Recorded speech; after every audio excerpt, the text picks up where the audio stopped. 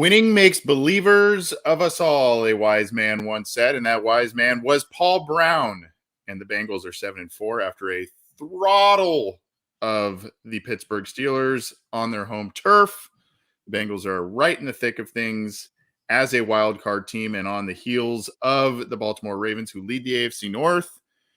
Things are going pretty well for the Cincinnati Bengals. I'm Anthony Cosenza. This is the Orange and Black Insider Bengals podcast, part of the Cincy Jungle Podcast Network. And I am joined by who should be a jubilant John Sheeran. How you doing, bud? Yeah, things are going really well, almost too well. And I'm like, the other shoe's going to drop here. I just don't know how it's going to drop. And then Brian Kelly leaves for LSU, and Luke Fickell's like one of the odds favorites to replace him. Like, Brian Kelly's like one of the worst things to ever happen to UC football because of how he left UC right before the Sugar Bowl and the smashing that Florida bestowed upon them with Kerry Combs as the interim coach. And then that led to just irrelevance with Butch Jones and Tommy Tuberville. And then he stole Marcus Freeman, the defensive coordinator, who should be the replacement for Kelly. And I hope that's what happens. And apparently there's a report that says that a lot of players want Freeman to get off track here. Really hope Fickell stays. Really hope that this high continues to ride here. Selfishly, I wanted Fickell to be in the mix for that USC job. The USC Trojans pulled off a little bit of a magic trick there, getting Lincoln Riley to come over and coach their football team. And man, that was kind of a surprise and a pleasant one for Trojan fans. But this isn't a Bearcats podcast. As much as I know there's a lot of strong ties there, this is not a Trojans podcast. This is a Bengals podcast, and we have a lot to get to. We're going to break down the big win, the 41-10 win by the Cincinnati Bengals over the Pittsburgh Steelers. We're going to give you a couple of stats of the week. And, of course, we're going to look ahead to the big showdown with the, don't call them San Diego Chargers, the Los Angeles Chargers coming to town this week as two of the best young quarterbacks in the league face off in this one. If you're new to this show, you can get this program on the Cincy Jungle Podcast channel on iTunes, Stitcher, Spotify, Google Podcasts, iHeartRadio, all those platforms. We're there. Right below John's little window there is an icon for those checking out the video portion of our show. You can click on that to subscribe, click the bell to be notified to go live, to get notified when we go live, rather, and when new content is available. So please do that. Leave us a review if you can. And hopefully, if you subscribe to this channel or you subscribe to the various YouTube channels of the podcasters on the Cincy Jungle channel, you maybe are just finishing up with the live show of Ace and Zim, who were interviewing Gary Owen, the famous comedian, the Cincinnati-based Cincinnati hometown guy, Gary Owen. So hopefully you enjoyed that and are coming over to our show and checking us out. Appreciate all of the support. Let's just start with a little bit of gloating, I guess, and a little bit of basking in this win, John. Favorite moment or moments in this game for you as the Bengals just absolutely take it to the Steelers at home? There's a scene in Miracle where the United States is playing the Soviet Union, and I think they lose like 10-1 or something like that. They lose something crazy before the actual semifinals, and there's like a montage of Kurt Russell, who is Herb Brooks in the movie, and like there's in the background there's like noise of like, oh, the Soviet Union score again, oh, the Soviet Union scores again, and just like his like face like getting longer and longer as he's like dreading what's happening. I felt like I was on the opposite end of that, where like they kept just pouring it on the Steelers, the hopeless, lifeless, once dominant Steelers, and it was just dominant play after it was so easy, honestly. And there's so many moments that fit into that. You can start with just the Eli Apple interception, the second one in like 4 weeks where it should have been the pick six and then it wasn't. And like, man, this team is just never going to get a defensive touchdown, right? 2 quarters later, they do with the former Steeler and Mike Hilton. I think that's probably my favorite, honestly, just combined with Trey Hendrickson's pressure, the speed to power bull rush, got into Ben's face, made him throw off of his back foot.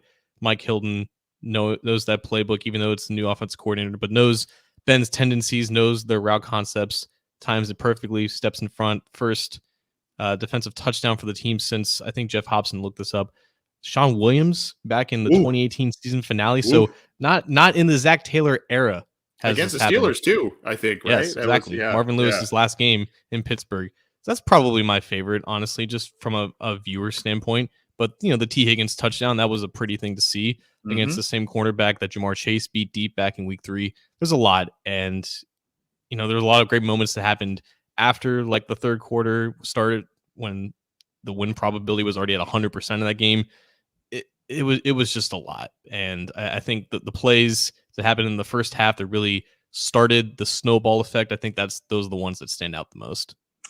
Hard to disagree with you. And Andrew Bam Greer, I pinned it earlier on the live Facebook chat, says hit Hilton pick 6. He agreed with you. I am going to be in agreement with another Facebook listener, Paris Blair. Joe Mixon running down the sideline on his 32-yard gain with Burrow right behind him. It's a great picture. And now, there are a lot of reasons why I like this one the most. And I put a post up on Cincy Jungle talking about effort. And it's this play just exuded a lot of effort, and a lot of effort from their star players, and a lot of effort from their team leaders, and a lot of effort in guys that really weren't involved in the play, at least a couple of them. Paris here mentions Joe Burrow running down the sideline. He didn't block anybody, but he was kind of there, at least giving the impression that he was maybe going to stick his head in there and take somebody out if needed. I doubt that actually would have happened, but still at least gave the impression that was going to happen. And then, of course, you had Jamar Chase, and this was probably the most impressive thing about it was Jamar Chase going downfield, running downfield, a guy who only had 3 passing targets on the day, wasn't targeted deep, wasn't, the game plan was a lot of Joe Mixon in this game. He could have mentally checked out, and here it is late in the game. Bengals have a big lead, and what do you know? Mixon makes something happen, bounces it back outside after starting off going to the left, bounces it back outside up the right sideline, and there's Chase giving a block to spring extra yardage on Minkah Fitzpatrick for Joe Mixon. And to me, it's not just effort. It shows a level of camaraderie. And, what I said in this article was for 2 years, we heard Zach Taylor talk about the culture and the locker room and the guys they're bringing in and the team captains and all this sort of thing. And for the better part of 2 years, it kind of rang hollow because 6 wins and a tie, right? It just kind of was like, okay, yeah, I mean, tell me more about it, right? But here you're kind of starting to see those things in action on plays like this. Maybe I'm over exaggerating that notion, but I just felt like a play like that really showed me something about the character of this football team, the effort level that they are putting out there. And, it may have been a little bit extra because of it being against the Steelers and really wanted to take it to them. But I don't know. I mean, maybe I'm just being a little too romantic with this thing, but that was a play that really impressed me. No, I think that fits with who Jamar Chase is. Like, they have no beef with the Detroit Lions, and that didn't stop Jamar Chase from showing up on the highlight reel as a blocker. That's kind of who Joe Burrow is too. He's not going to sit out plays if there's something for him to do, whether it be try to tackle someone on one of his interceptions or try to block someone in case Joe Mixon cuts back. I think that fits in. But on that same line, Shane McLeod, I think I'm saying that name right. Brings up a good point here on the Eli Apple interception. I didn't notice this until I was watching film of it today or yesterday. Trey Hendrickson, he provided pressure on the play that forced Ben Roethlisberger to step up, and then he made that terrible throw to Eli Apple. And then immediately he sprints downfield, and number 67 for the Steelers, I don't know his name, I think he's the left guard, Hendrickson identifies him and then blocks him like Michael Orr in The Blind Side, where he, like in high school, when he like basically carries him for 40 yards. That was Hendrickson basically for the last 20 yards of that play. And then he pancaked him at like the 5-yard line. And then he helped him up afterwards when he was on the ground. But Hendrickson in general, I think this is another play. And I know that this play didn't really matter that much in the game. It was in the middle of the third quarter, but it was the strip sack on Ben. He did his usual thing where he full emphasis pump fake. I don't know how he does that without tearing his arm out of his socket, but then he gets strip sacked from behind. Sam Hubbard recovers it. And it was that play in the middle of that game when they were up like by 30. It made me realize like this guy's the most expensive free agent in team history free agency has existed for 28 years. It took them this long to do something like this, to bring in a player like this, to have an impact in this game against this team. And now the entire paradigm has shifted in this series, in this rivalry, in this renewed. And I don't think it's not a total crazy coincidence that this is now happening after 2 years of increased involvement and spending in free agency. But how much earlier could we have seen something like this had they had just been interested in free agents like Trey Hendrickson of that caliber, of that price tag? How much earlier could things have evened out, the playing field leveled out, had they just shifted their philosophy towards this now completely balanced roster of young studs on their rookie deals and core pieces from other franchises who are in the prime of their careers playing on extended second contracts? Like, this is not just a dominant team that's built balanced throughout the roster. It's a team that can sustain success because a lot of these guys are under contract for years to come. And it's not like, they don't just have a great quarterback now, but they have pieces like Trey Hendrickson combined with the pieces that they've developed after they've drafted. And it's a great combination of talent from all sorts of places. And it's led to a roster that can just dismantle the Steelers like this, even though the Steelers aren't as good as they have been in years past. You are preaching to the choir. The free agency guy is right over here. You are preaching to the choir, John Sheeran, because for years I was like, you got to get involved in outside free agency. You got to sign impactful outside free agents. And the Bengals, unfortunately, kind of acted like someone coming out of a bad relationship in which they got burned, because for years and I'm seeing some of the folks in our live chats, including Locked On Bengals star Jake Liskow, joining us in the live YouTube chat. Good to see him. Hey, what up, Jake? There are a number. I mean, you could go Antoine Odom, you could go Ben Utek, you could go Antonio Bryant, you could go Lavernius Coles. The point is I understand a little bit why the Bengals were hesitant to go back in and do the draft and develop thing and retain your own stars, et cetera, et cetera. I understand that should be a big part of your plan, but you cannot forego signing impactful outside free agents. And to your point, Trey Hendrickson is reason number one why. And unfortunately, I think that their lack of aggressiveness in outside free agency, at least with the top tier guys, has disallowed them to get over the hump, even when they had stacked rosters under Marvin Lewis. So, it's the fact that they finally decided to get back out there, so to speak, if you want to keep using relationship cliches. They got back out there over the past couple of years and did things differently. It didn't quite pay off last year, and you almost worried that it was going to go back to, they spent all this money on Trey Waynes and DJ Reader. They got hurt last year, and you go, oh God, are they going to crawl back in their shell again? And they didn't this year. They didn't. I mean, they lost out on Carl Lawson and that whole situation, how that played out. You bring in Trey Hendrickson and here you go. But it's been to your point, it's been a big reason why this team has been successful. And some of the other free agents that have been impactful guys are on 1 year type of prove it deals. BJ Hill, Larry Ogunjobi, et cetera. And it's funny because you can ask Mike Brown even now, and he won't say very nice things about free agency. I actually learned how free agency even began. It was from a court decision, and it was in 1992 or 1993. And the lawyer that represented the NFL believed that the evolution of free agency in 1993 would lead to the destruction of the NFL. Oops. So I feel like owners back then, who are still owners now, they still feel the same because it's just a power thing. And that's just what free agency is. It was shifting power towards the players in that sense. And that's probably the biggest piece of evidence I can give as to why Mike Brown is not as involved in this team as he used to be. And wouldn't you know, they're 7-4 and they have one of their best rosters in years. I don't know if you remember this interview, John, with Jim Quinn. I do, yeah. Remember that? Yeah, this was early in your OBI tenure here.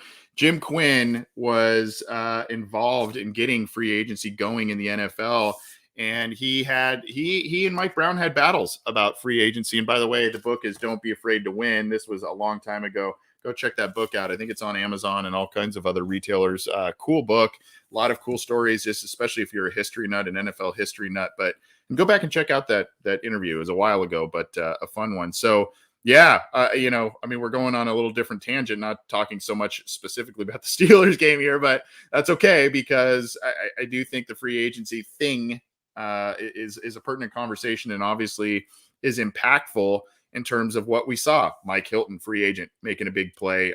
Honestly, one of the biggest plays of the game, right? You talked about Eli Apple, another free agent guy. We talked about the interior defensive lineman, so on and so forth. So that's kind of been the big impact that we've seen from the Bengals and especially in this game. Now, I want to ask you about this, and this was kind of a thing that just a notion I came up with another post of mine that went up on Cincy Jungle late today. It seems to me that the Bengals have done something that we never really saw too much under Marvin Lewis, and that is flexibility as in terms of scheme, in terms of game plan, in terms of how they want to operate on a game-to-game basis. What I mean by that is going into the bye, they had 2 straight losses, wherein one of them, they got their teeth kicked in by the Browns at home, and the other was just an inexplicable loss to the Jets in New York, a tough road stretch, a lot of excuses embedded there. What it seems to me is they went into the bye and they really digested what these teams did to them in those 2 losses, how they decided to sell out on guarding Chase, all kinds of different things, right? And now they took that to heart, and now they came out and on offense, they've got a different approach. They're doing some things on defense, getting after the quarterback, creating more turnovers on defense. On a per game average, far more turnovers than before the bye. They just kind of seem to tweak their approach, they go, okay, well, this is what's been happening these last 2 games. We haven't been successful. This is what we're going to alter during the bye week and reinstall going forward. I don't know how much stock we can put in that because we're not inside those walls, but it just seems like a different approach, a different mindset, and taking to heart what happened in those 2 losses and altering things going forward. And we can go back to the first 2 weeks when this offense and the team in general was just trying to find themselves, and the defense was playing really well there, but the offense was still trying to lean on the run game, and it just wasn't working very well, which is why they had to force some things in the passing game, which led to the Bears debacle and stuff like that. So that from week 3 on, I think Joe Burrow is like PFF's highest graded quarterback, but it's not just him just being Superman every single week and carrying the team. Because in reality, like coaches and just football guys in general, they preach run the ball, establish the run, build your offense around the run, let the run set up the pass. And it's all fine and dandy in theory. If it doesn't work, there have been instances where if you try to force it too much, your offense becomes just ineffective. In the last 2 weeks, specifically in the last 6 quarters, the run game has basically carried this Bengals offense. Not saying that Joe Burrow's done nothing, but you're right. Like they identified what they wanted to do going forward against a Raiders team that can rush the passer, Steelers team with TJ Watt and Alex Highsmith that can usually rush the passer. They came out with a game plan in each of those games. They started with the run, and then in the Steelers game, like they stuck with it. That offensive line was just a cohesive, mobile, great wall that just generated movement, play after play against a Steelers defensive line that was fully healthy, and it's usually is pretty good against the run. When it works like that, there's no reason to just come off of it. There's no reason to adapt or put it on your quarterback's shoulders again if it just works like that. So it's just the example of if you have that dominant run game, that's great, and that's what they have right now with this new configuration on offensive line, and just the defense kind of coming together too, kind of taking those losses to the Jets and the Browns at heart. It was primarily because of a lot of defensive problems in terms of just not creating turnovers, but just being shredded by Mike White, being shredded by Baker Mayfield, who can't figure out a thing against any other defense in the NFL. They kind of took it personally a little bit. So now you have a team who has multiple identities almost, but they can choose to be a dominant defensive team. They can choose to be a dominant run team when it suits them. And yes, I guess you can make the case that it's important to have that at this time of year and at this point of the season. And you're right. Like they can do multiple things. Like Jamar Chase, not really a huge factor in this game. The Steelers made sure to put Minka Fitzpatrick on top of him. Go to T. Higgins when you need to pass the ball. Go to Joe Mixon for 30 times if he can average 6 yards a carry. They can do multiple things. There's just not one thing that they have to rely on, which unfortunately seemed to be the case against the Jets and the Browns before they kind of realized, okay, what are our strengths and what can we do against these teams? And they're kind of figuring it out. Here are a couple of little tidbits of stats and information, some of which I think a lot of people have heard at this point now. The Bengals have won 3 straight against the Steelers, the first time in 31 years since that has happened. Zach Taylor has 3 wins against the Steelers in 3 years. By comparison, Marvin Lewis had 8 wins in 16 years, and that includes 3 extra playoff games in which he was not successful. So he had 3 extra tries, so to speak, against Pittsburgh and did not Lewis just was not as successful. So here we are. Zach is averaging 1 win a year now against the Steelers, and Marvin Lewis averaged half that in his tenure with the Cincinnati Bengals. So you kind of put things in some perspective here. Things are moving in the right direction, and things are not moving in the right direction in terms of where the Steelers are headed. And it looks like they've got some tough decisions to make here. It looks like you got a response here, John, to what I'm saying there. Well, because we had some people say, like, why does this free agency discussion matter at all? And I think I thought of this in this game in that moment because fans care so much about beating the Steelers. It's equivalent to Michigan caring about beating Ohio State, because in the last 20 years, that hasn't happened that much. Like, so much of Bengals fans' happiness comes from beating the Steelers.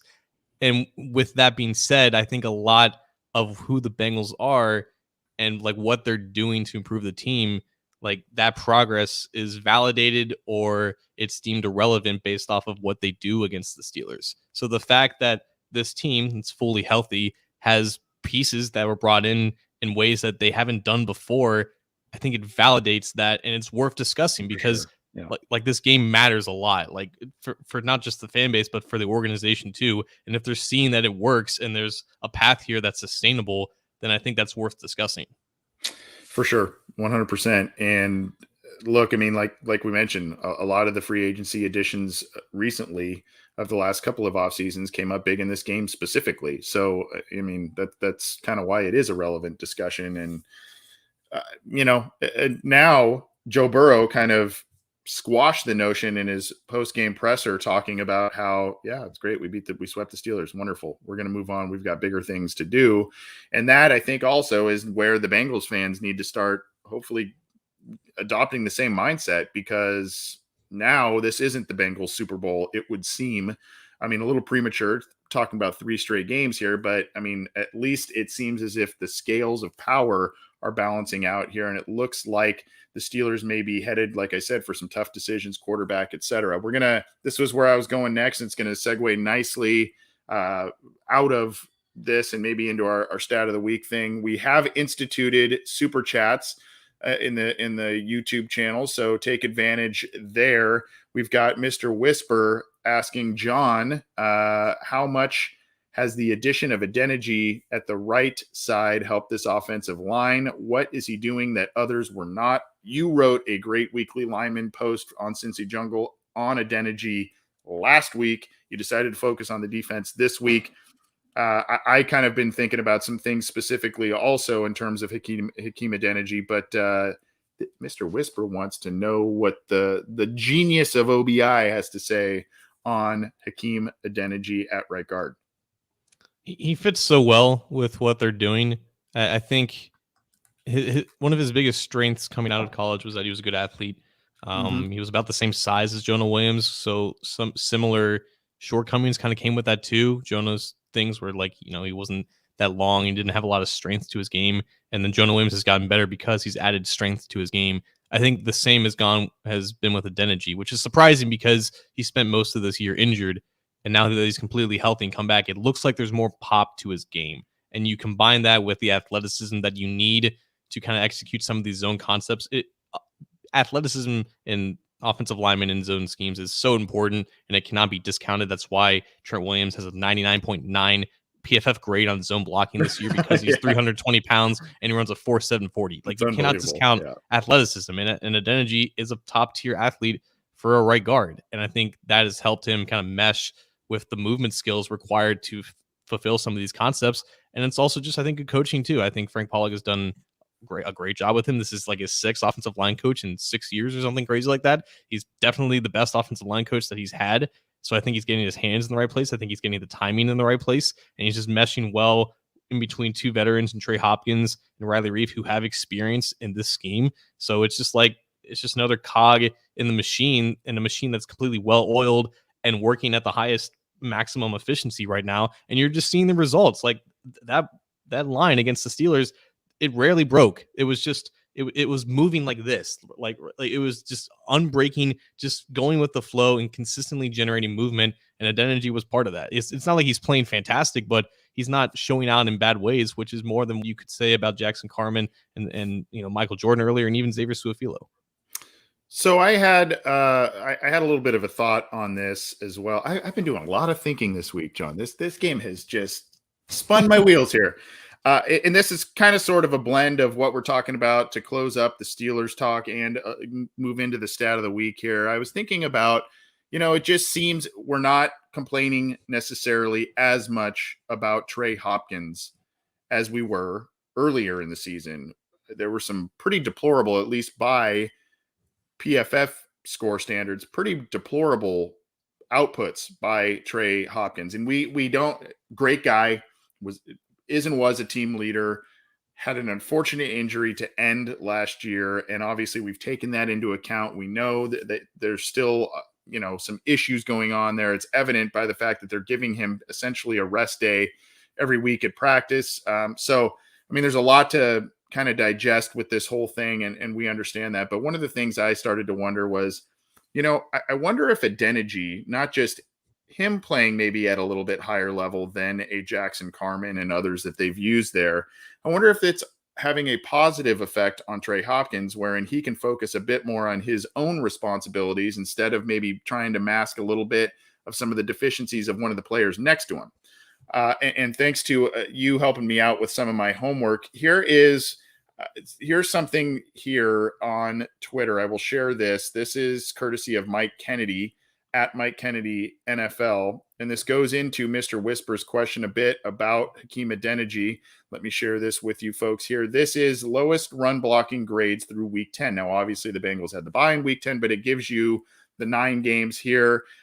Here are some run blocking grades going on there.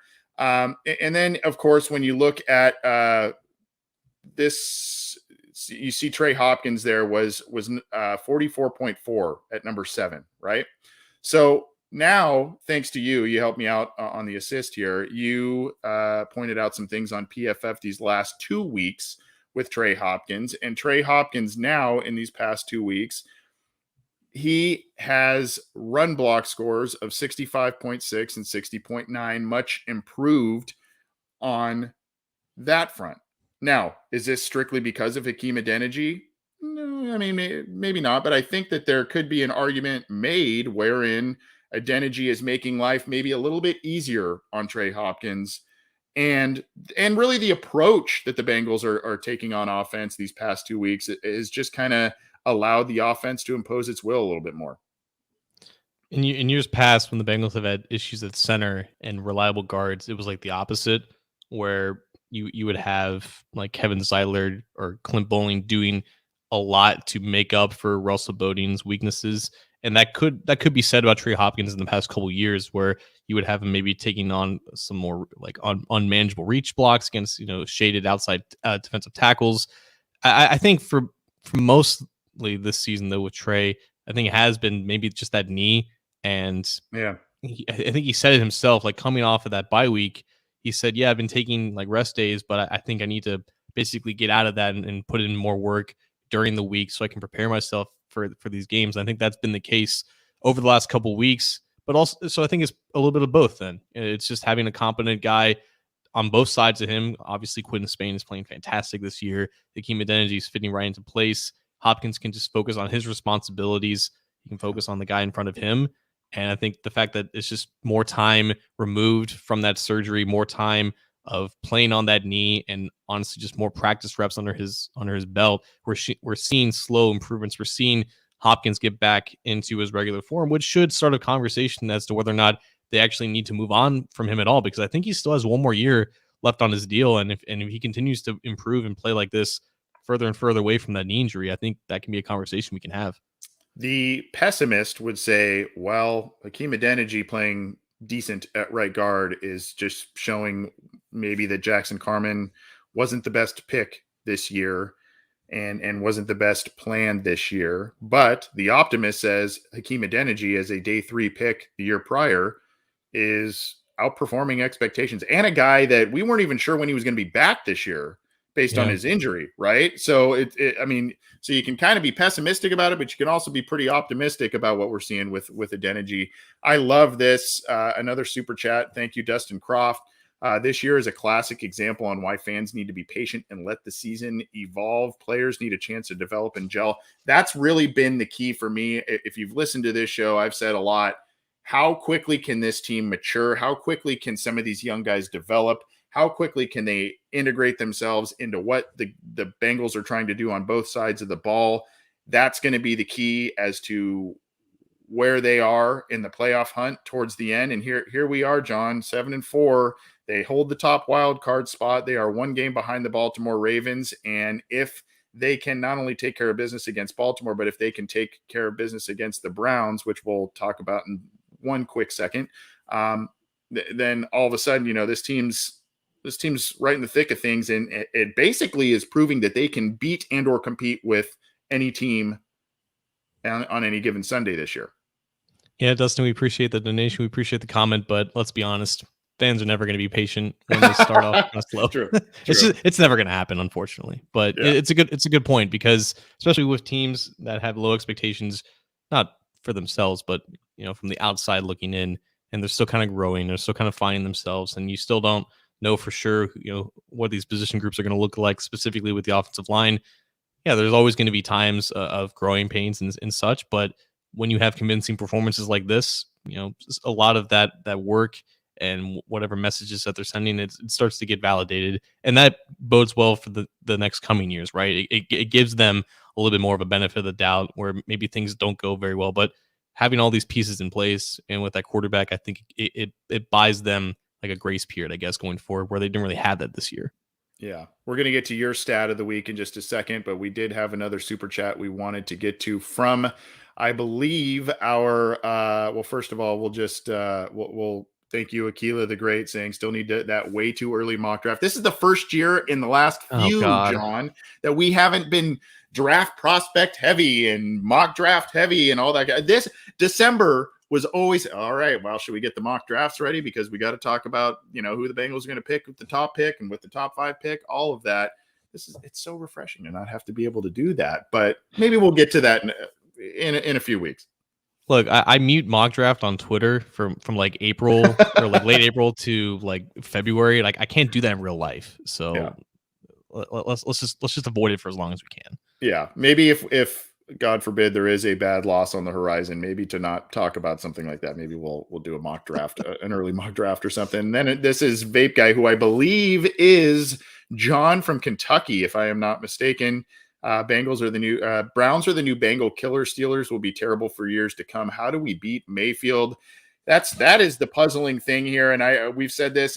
This may just be a situation wherein, there are just teams that don't match up well personnel-wise, scheme-wise with each other. But for some reason, John, whether OBJ is on the team or not on the team, whether running backs are healthy or not healthy, offensive linemen are in or out for Cleveland, Mayfield just looks like a completely different quarterback against the Cincinnati Bengals.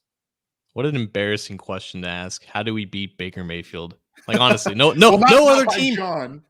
No, of course, no. Yeah. Like, it's no offense to him that he's asking this question, but no other team is asking that question. How do we beat Baker Mayfield? Right. Honestly, man, like, is it timing really? Like, had they played the Browns a week later after the whole Odell thing, like, would it have been that bad?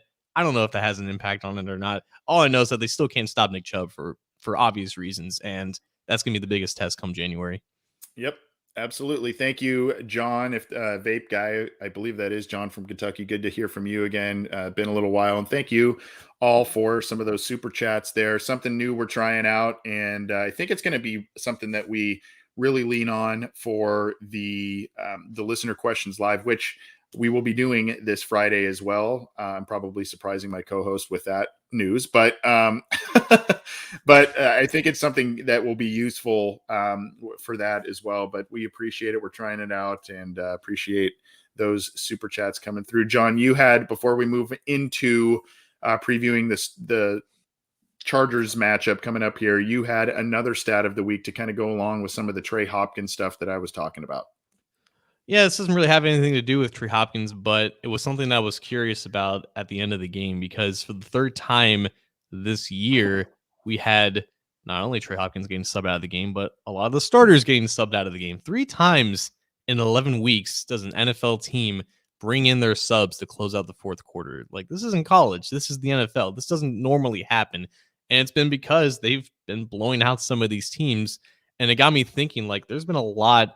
We're used to Bengals games being close, even in wins. There's been a lot of multi-score victories for this team, and I was curious how this 2021 team stacks up to other great Bengals teams of the past in terms of just point differential for wins. So I looked up in the first 11 games in terms of just total point differential for wins only.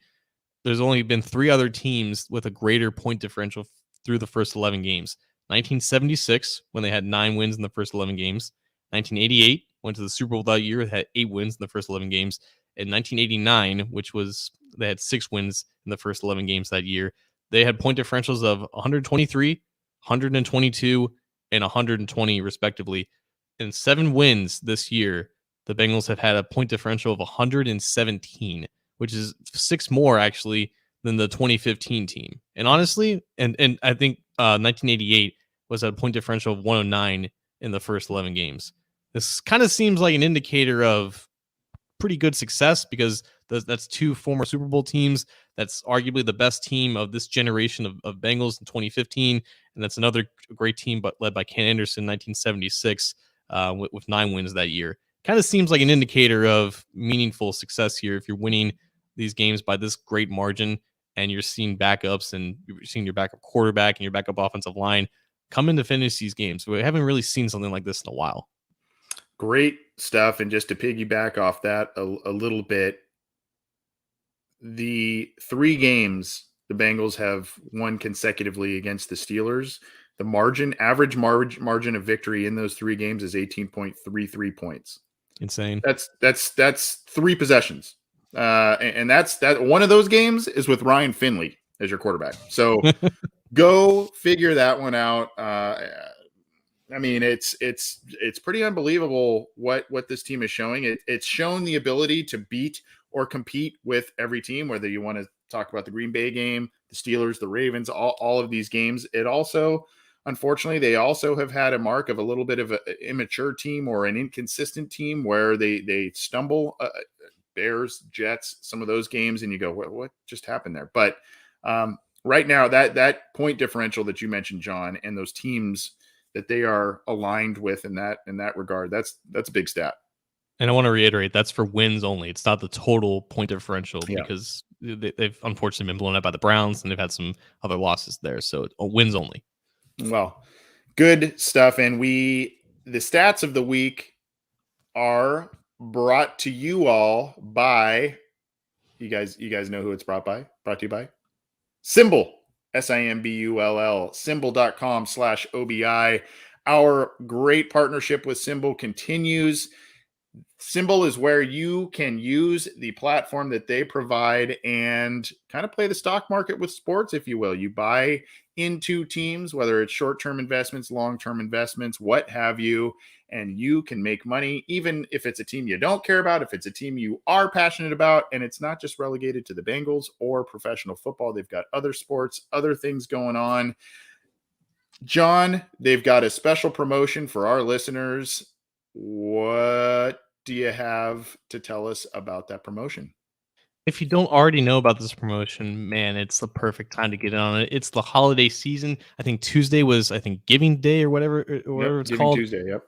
Giving Tuesday, absolutely. It is the perfect time to get on Symbol, because Symbol wants you to get into their market. They want you to invest in NFL, NBA, MLB, NHL, and Power 5 college football teams. And you have a great opportunity to do so because when you deposit up to $500 in your initial deposit using the promo code OBI when you go to symbol.app/OBI, that $500, up to $500 initial deposit, it's risk-free for the first 90 days, meaning you can invest all 500 of those dollars into the symbol market in any way that you want. And if you are not satisfied for whatever reason after 90 days or before the 90-day mark, you can take out your initial deposit completely risk-free, no charge to you. Symbol's that confident that you are going to love their product because Anthony said it is the stock market for sports, and you can invest teams like their stocks for the long term. If you think that the Bengals are going to be good for a long time and you want to invest at their current share price, you can invest in the Sim Bengals. If you want to invest and buy low in the Sim Reds, who seem to forget this free agency is happening right now, you can invest in the Sim Reds. If you want to invest in the Sim Blue Jackets in the NHL market, you can invest in the Sim Blue Jackets. It's that easy. You invest these teams at their current share prices. You watch them grow, you watch them fall, you sell, you buy, you do everything like they were stocks. And you can do this with up to $500 initial deposit, risk-free for the first 90 days, only if you go to symbol.com/OBI, use the promo code OBI. Well, as we mentioned, the Bengals take on the former San Diego Chargers, the Los Angeles Chargers, the second team, I guess, in Los Angeles. I guess it depends on how you view the city. I don't know. Regardless, the Bengals are hosting the Chargers coming in this week, and they have their hands full. There are a lot of things that seem to play into the Bengals' corner, home field advantage aside.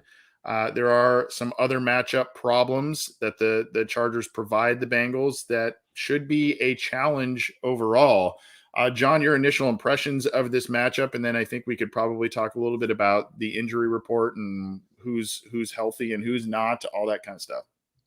Well, we got Michael Jordan in the Facebook chat saying it's the biggest game of the year, which mirrors what I think Zach Taylor said in his Wednesday press conference. Up to this point, the biggest game of the year because there's playoff implications. It's another AFC team. It's a talented AFC team. And honestly, it just goes back to what we've been saying for weeks now. Every next game is the biggest game. And that's going to be the case for these next 6 weeks. And we can afford to do this. We can afford to look ahead beyond the Chargers because we're not in the building. We're not preparing for these things. We can afford to look at that from an analysis standpoint. But yeah, that's kind of what it is, right? Every next game is the biggest game of the year. And you can make that case for the Chargers here. And it's just another thing where the Bengals are coming off an emotional, fantastic, dominating win. And the team they're playing against is dealing with issues.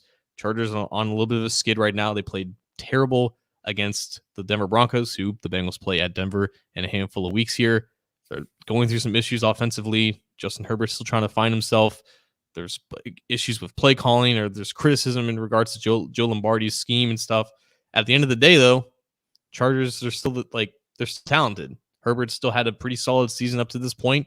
He still has a cannon of an arm. He can still make throws that basically only a handful of other quarterbacks can make. And they have a defense that can generate pressure with their great guy in Joey Bosa. They have maybe the most versatile defensive player in the entire league in Derwin James.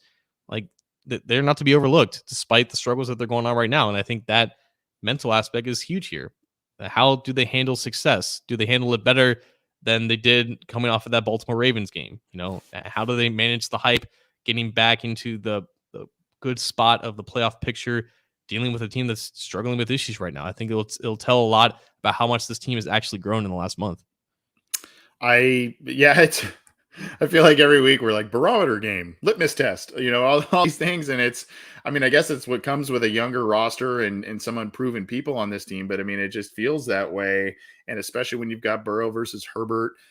Quickly, before we get to the injury report, were you surprised that this one wasn't flexed into prime time? Yes and no. Yes, because there are playoff implications, and there's the story with Burrow and Herbert. But I think, honestly, like Patrick Mahomes has the same effect as the Dallas Cowboys do in regards to just the NFL and scheduling. Like, it's crazy. A year ago or even 2 years ago, if you had asked like someone like, what do you feel about Patrick Mahomes being flexed in the prime time? You've been like, awesome. I want to see that guy play quarterback. And now everyone hates it because the Chiefs, they were struggling at a point, but now Mahomes is back to being Mahomes. So like, it doesn't really surprise me because the Chiefs are trending in the right direction. The Bengals remaining 6 games, all teams, I mean, it's been this way since their bye, but all teams are either currently slated to make the playoffs or are right outside looking in, trying to get into the playoff bracket. And it's no coincidence that you've got most of these teams sport some of the best quarterbacks in the league: Justin Herbert, Patrick Mahomes, Lamar Jackson. You can say whatever about Baker Mayfield. He was a number 1 overall pick. So, I mean, a lot of these teams have premier quarterbacks that the Bengals will be facing. So, they've got to be on their A game on defense. Fortunately for the Bengals, their defense has been playing much, much better since that bye, as opposed to what we saw in the 2 losses prior to the bye week. But let's talk quickly before we get to some of the matchups and other things, ancillary things about this game coming up here. Let's talk about the injury report. I will put this link in the live chat for folks. You wrote this up on Cincy Jungle. I think it posted a little while before we took the air on Wednesday here, as of the Wednesday report. So the Bengals are a little bit more banged up this week, John. There were, I think, 7 players that didn't practice as of Wednesday. So you want to run us through some of this here? So Riley Reef is, I guess, the big name here. He left Sunday's game against the Steelers, replaced by Isaiah Prince. But Zach Taylor said that if he needed to play, he would have, and he could have. And he will not practice Thursday as well. He didn't practice Wednesday. So they expect him to practice Friday, and then they expect him to play. So there's nothing really to worry about that until Friday comes, and maybe he doesn't practice. Trey Hopkins, I guess there was an ankle as to why he didn't finish that game, or it was taken out earlier before other starters were taken out. Trey Hale played, I think, a handful of more snaps than other backup offensive linemen in that game. So that's something to monitor as well. And I'm sure he's still dealing with some knee things as well. Chris Evans, the ankle injury is a little surprising because I don't think he was taken out of that game. And the fact that he did not practice at all Wednesday is something to monitor. Khalid Kareem and Mike Thomas, the receiver, according to this non-COVID illness, there was the thing with TJ Watt contracting COVID, or at least being placed on the COVID list on Monday. We don't know if this has something to do with that, or it's just colder weather and they're practicing now in the cold. And, guys sometimes come down with the sniffles or something like that. And Auden Tate has been dealing with a thigh injury for the last several weeks. So being listed with a calf, having not played in several weeks, is something a little bit interesting as well. Yeah, Darius Phillips on there with a knee calf. I don't know if that hampered. He had a little bit of a rough game towards the end there when he was pressed into bigger action. Well, his head almost got taken off by Claypool. It did. It did. That is very, very true. Reef, of course, being kind of the biggest on there. Hopkins got rolled up on, later in the game. That was a little scary when you watch the replay of that. So, I actually didn't see that. Yeah, he kind of got rolled up on, and he was slow to get up. It was almost like, oh boy, is that going to be cart time, honestly? And he got up, but I think after that, the Bengals were like, we've got this thing in hand. Let's not mess with things here. Here's the Chargers injury report. Full practice for Tavon Campbell. Matt Filer, a guy we talked about for free agency for the Cincinnati Bengals, he has an ankle injury. He was limited. Alohi Gilman, a quadricep, did not practice. Trey Marshall, an ankle, kept him limited. Kenneth Murray, a name that obviously Bengals fans were familiar with as well in this year's draft, was a full participant in practice. Asante Samuel Jr., one of their rookie corners there, and I think he's been having a pretty decent year, if I'm not mistaken, in concussion protocol, so he did not practice. That's kind of the update here. I think in terms of matchups, aside from who may be in or who may be out of the lineup, John, I think the most obvious one has to be the Bengals. Joe Mixon has almost 300 yards rushing the last 2 games. The Los Angeles Chargers are dead last in terms of rushing yards allowed in the league. That has to be an area that the Bengals have to try and exploit once again this week, correct? Yeah, I think it's similar to last week where you have a dangerous pass rusher coming off of the right side of the offensive line. That's where Joey Bosa normally is. And if you can just rush for 6 yards a carry, you don't have to, commit to the run until it works like you did against Vegas. If you can just have immediate success against a terrible defensive line against the run, then there's no real point to do anything but that until it doesn't work anymore. The Chargers don't really have bodies at defensive line that can stop the run, which is surprising because they went out and signed Linval Joseph, who for many years was a great run stopper for the Minnesota Vikings as a nose tackle. I think Jerry Tillery has been hurt a little bit, so he's been out of the lineup, but they didn't retain Melvin Ingram, who was never that good of a run defender in the first place. But other than Joey Bosa, they don't really have very many quality names at defensive line who can stop the run. And Kenneth Murray dealing with an injury as well. So like linebackers a little bit questionable too. There's only so much that Bosa and Derwin can do in terms of just stop the bleeding, So if they get into a situation where they have to pass the ball in case, the Chargers passing game kind of comes alive and then they have to, up the aggression a little bit, then that could be interesting to see how they balance that and to see how they stop Bosa. I think something similar would happen in terms of just chipping him with CJ Uzoma like they did a lot with TJ Watt, which is why TJ Watt was not really a factor in this past Sunday. But yeah, like it seems pretty obvious that they're just going to try the run game, and then at all odds, it'll probably work because the matchup is just too great for them. But if not, it'll be interesting to see how they balance it. Yeah, Denzel Perryman is a guy that was kind of known as a run defending linebacker, kind of the prototypical middle linebacker type of build. He was with them for quite a while, was a second round pick by the Chargers a handful of years ago. Now is with the Raiders. You saw him making a couple plays in the game against the Raiders a couple of weeks ago. So yeah, I mean, they've kind of lost, to your point, they've lost a number of guys that were helping out in the run defense type of game. They kind of do a by committee approach themselves in terms of how they run the football. What scares me about their running backs, not necessarily ground and pound, John, but versatile. Austin Eckler, versatile guy. The Bengals sometimes have trouble guarding these athletic running backs coming out of the backfield in the passing game. This may be a little bit more. I mean, you want to still pin your ears back and rush the passer, but this may be a little bit less aggressive this week because of the athleticism of Justin Herbert, his ability to escape the pocket, and maybe Lou Anarumo says, let's just try and keep things in front of us this week, keep things in front of the sticks, not allow these running backs to go wild on big plays out of the backfield. I don't know, maybe just that's a thought I had. I don't know if you agree or not. Like the season timeline of the Chargers offense has been crazy because like they were starting really hot in the first 6 weeks and then things kind of died down, and that's led to some criticisms about the play calling. If you have a quarterback like Justin Herbert who can sling it deep, why are you not attacking downfield more? Why is he like next to Ben Roethlisberger in terms of air yards per attempt? Like what's going on here? What's the disconnect? And honestly, they invested a lot at offensive line this year, including Matt Filer, including Corey Linsley at center, first round pick, and Rashawn Slater. It's been Slater, Linsley, and unfortunately a lot of injuries. Like Brian Bulaga has not played at right tackle. That's led them to start Storm Norton, who has been terrible. They have a terrible right guard. And unfortunately, Filer missed last game against Denver, and his backup was not very good. So Filer on the injury report being limited is something to definitely monitor because he's so much better in pass protection than his backup.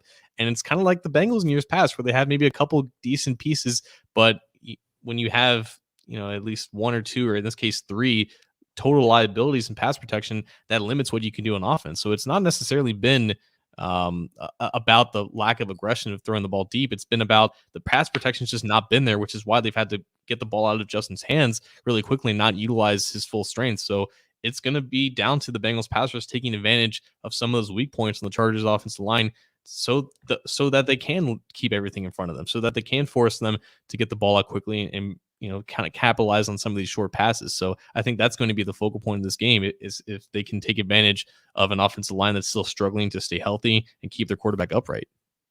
Before we get to predictions and maybe outlook of how this game may unfold, just looking ahead in your crystal ball there, John, is this a matchup here that you foresee that's going to be just, kind of one of those AFC dynasty type, a Patriots Colts, I hesitate to use Peyton Manning and Tom Brady, but one of those things where these teams, maybe a Palmer Big Ben or whatever, however you want to classify this thing. Is this just something because of these two quarterbacks, because of the same draft class, because the teams are both pretty competitive in these respective quarterbacks' second year.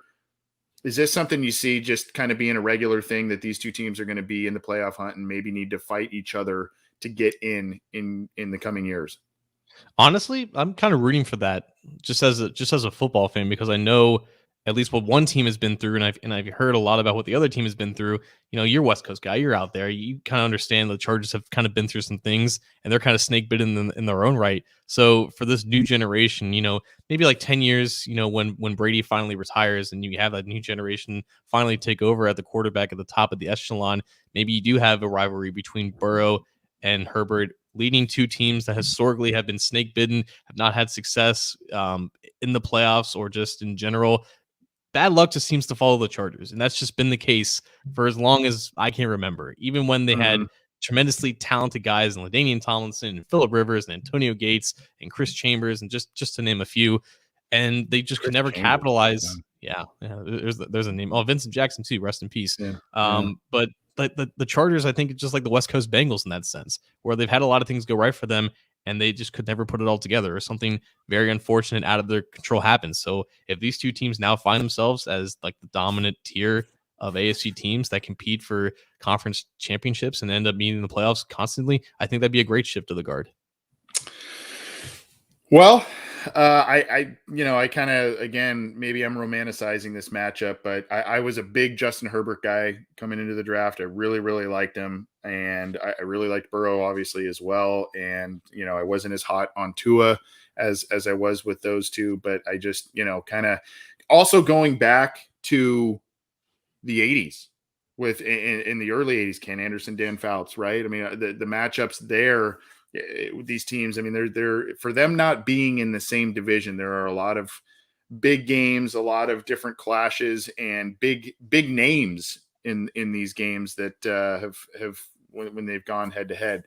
Let's transition to score predictions, etc. We've got another super chat from Mr. Whisper. Thank you so much. AC and John, if you can only choose two, which two players on offense and defense have to show up in the Chargers game for the Bengals to win? You want to lead off on that one? Yeah, I'll go with Mixon to start. I think just him having another great game would make things a lot easier, and I think they can count on him showing up in that regard. And else on offense,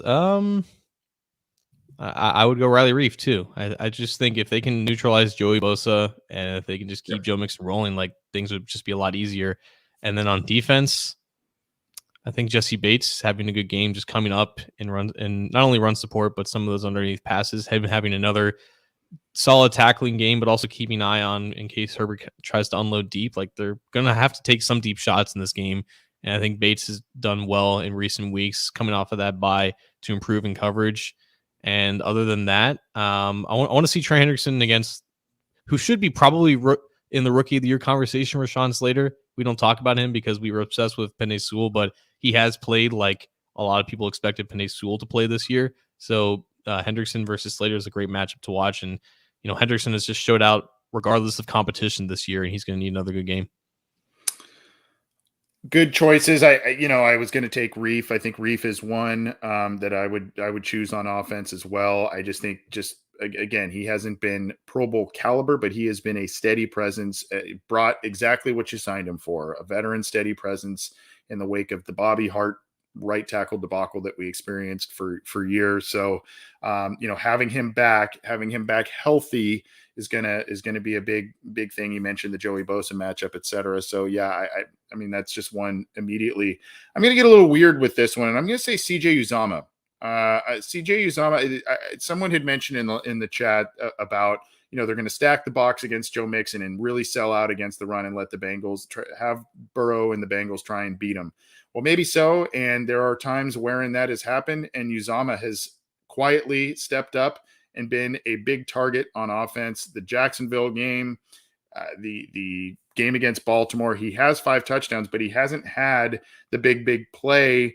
I think, what was it, since Detroit? That was the last one he had kind of a big play there. So I expect that the Bengals may use some more play action based on their success with the run the past couple of weeks, and the Chargers potentially trying to sell out on that. And so CJ Uzomah might be the benefactor of that. On defense, I'm gonna say that Bengals need to continue to get more quality play out of Eli Apple. He's stepped up the past couple of weeks with a couple of big interceptions and has really raised his play. His PFF scores reflect that. And so I think he's a guy, especially when you're going up against Keenan Allen, Mike Williams, and a couple of talented wideouts there. You just need steady cornerback play. And then I'm going to say Logan Wilson. I mentioned those active running backs playing in space and doing those sort of things. Jermaine Pratt stepped up last week. And so I think the Bengals and Logan Wilson need to have their linebackers be able to play well in space and limit the damage from the running backs in the passing game this week, because I think undoubtedly, based on what you said about the offensive line for the Chargers, they're going to try and either get the ball out quickly or they're going to try and, use those weapons out of the running back position for safe throws. And just real quick, because I remember so elegantly, you were one of the ones championing for Herbert, not necessarily over Burrow, but just as a guy who deserved more credit in the process than he got. And obviously, I think you should be validated for that. But just after 2 years now of him playing, what is something that you've seen from him that is even better than what you gave him credit for coming out of Oregon? I wondered about. I when I was hot on him, I admitted that he was going to be a boomer bust guy because he has the tools, he had the athleticism, he had the arm. It was more for me, what's the mental processing going to be for him? Now, he still has issues of forcing passes and that sort of thing, but for me, he's the decision making and the mental side of the game has been a little bit ahead of the curve of where I thought he was going to be a guy you needed to sit maybe a full year. I know that's not ideal in today's NFL, but maybe he was a guy that you really had to ease into things. He didn't start for them last year to start the season, but he got off running, and that's what I was surprised about. His quick development at the NFL level, I think has really surprised me, particularly on the mental side. I knew the physical tools were there. I thought it was all going to be about where his head is at with things, and he surprised me in that regard. And I think I would assume that's what surprised a lot of people, right? I mean, they knew he had the physical tools. There was a dip in production his final year at Oregon from the year prior, and a lot of people felt, well, he just wasn't processing the field correctly. If you go back and look at the film, there were a ton of big drops by his wide receivers that year that cost him a lot of stats and a lot of situational problems. And I don't think a lot of people realize that, but yeah, I mean, for me, the mental processing thing was kind of the big thing that I've seen at the NFL level for Herbert. What about you? I will die. I will die on this hill. I think that the coaches of Oregon who coached him in his career should be prosecuted and should be fired if they're still employed. Because I don't know how some of the most respected names in football analysis and guys that I respect their work, they were all in agreement that this guy just there's something wrong with the way that he plays quarterback. And it's not to do with anything with his arm, but there's just mental things that he's just not grasping, especially for a guy who was a 4-year starter at a Power 5 school. And going from that to what he was last year in an instant, just with a new coaching staff and a new environment, I don't know where else the blame can go aside from the coaching staff. Obviously, the drops were huge in that part too, but I thought it was more than that. And I give a ton of credit to Pep Hamilton, who was his quarterback's coach last year, and his former offensive coordinator, who I'm forgetting his name at the moment. But I thought that maybe a change in coaching staff could lead to some type of regression for Herbert. And, the stats aren't as crazy as they were last year, but I don't think he has regressed that much. I think he's still, by and large, the same guy. And, some things just have to work out for that offense in general. But I think he's just really good. And that regression hasn't really happened. Yeah, he's just good.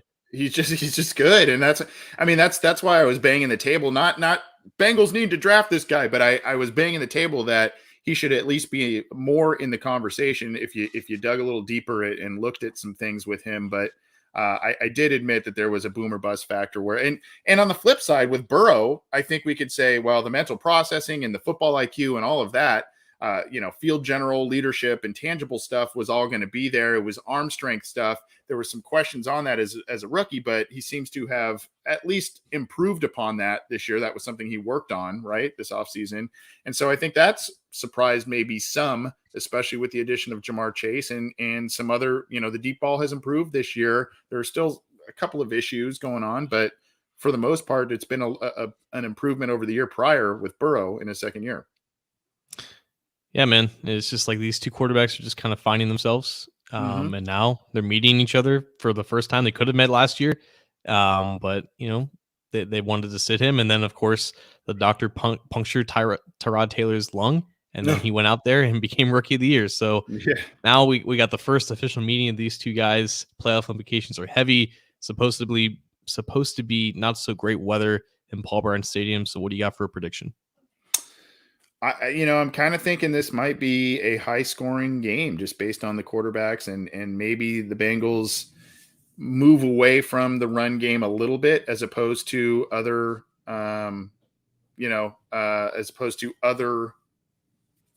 games recently. Maybe they move away from that a little bit and pass the ball a little bit more. Maybe it's a little bit more of a shootout. I will say I do think the Bengals win this one, though. I think they pull this one out. I will say 34-26.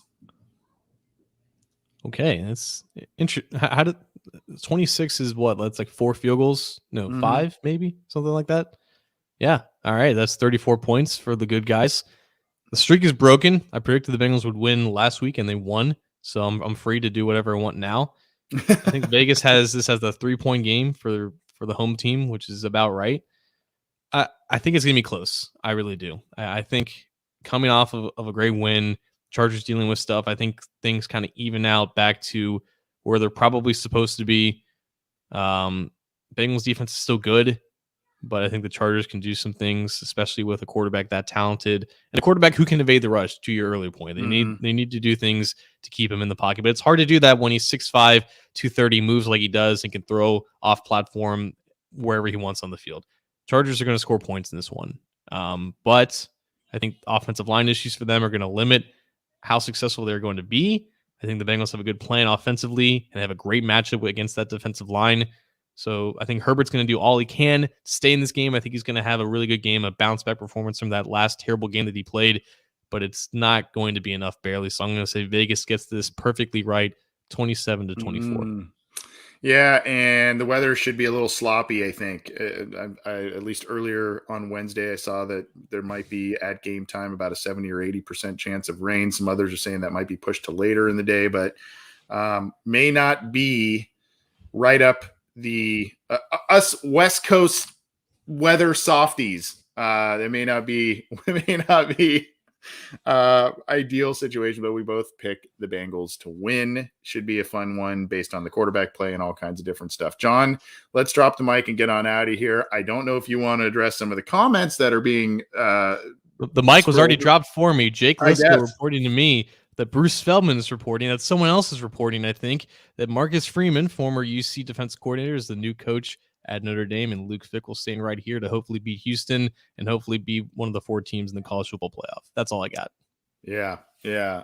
So that's good news for you, my friend. And I never really thought Fickell was going to leave. By the way, I have a friend who physically looks a lot like Luke Fickell. It's weird when I see Handsome Luke Fickell.